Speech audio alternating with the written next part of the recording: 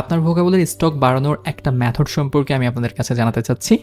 So vocabulary বাড়ানোর অনেক way আছে, আপনি অনেকভাবে ভোকাবুলারি শিখতে পারেন। এর ভেতরে আমি যেই মেথডটা পছন্দ করি সেই মেথডটা হচ্ছে টেক্সট পড়ে পড়ে বা প্র্যাকটিস করতে করতে ওয়ার্ডগুলো কালেক্ট করা, একটা ওয়ার্ড লিস্ট বানানো, এরপর সেই ওয়ার্ডগুলো জানা।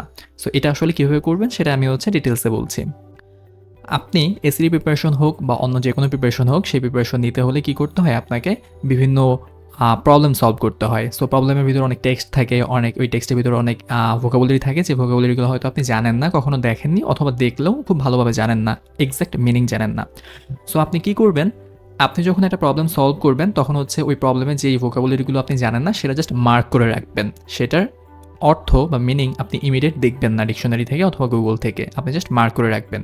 এভাবে আপনি যখন 8-10টা প্রবলেম সলভ করবেন, আপনার বেশ কিছু ওয়ার্ড দেখবেন আপনার মার্ক করা হয়ে গেছে, অর্থাৎ এই ওয়ার্ডগুলো মিনিং আপনি জানেন না, বা জানলেও খুব একটা এক্সাক্ট মিনিং জানেন না।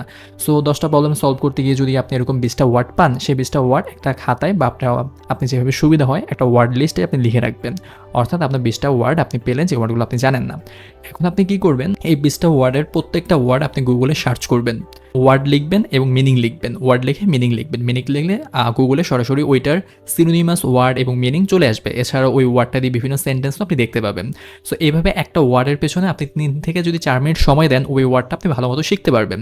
এভাবে আপনি একটা একটা করে 15টা বা 20টা যেই কয়টা ওয়ার্ডই আপনি পান, সেই ওয়ার্ডগুলো আপনি শিখে ফেলবেন।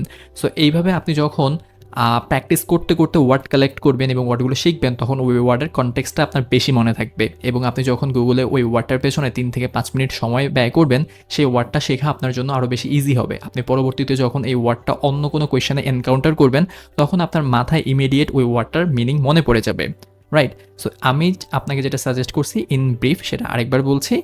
প্র্যাকটিস করার সময় ওয়ার্ডগুলো মার্ক করে রাখবেন যেগুলো আপনি জানেন না, এরপর ওয়ার্ডগুলো একটা ওয়ার্ড লিস্টে আপনি সুন্দরভাবে লিখে রাখবেন আপনার খাতায় অথবা অন্য যে কোনো জায়গায়।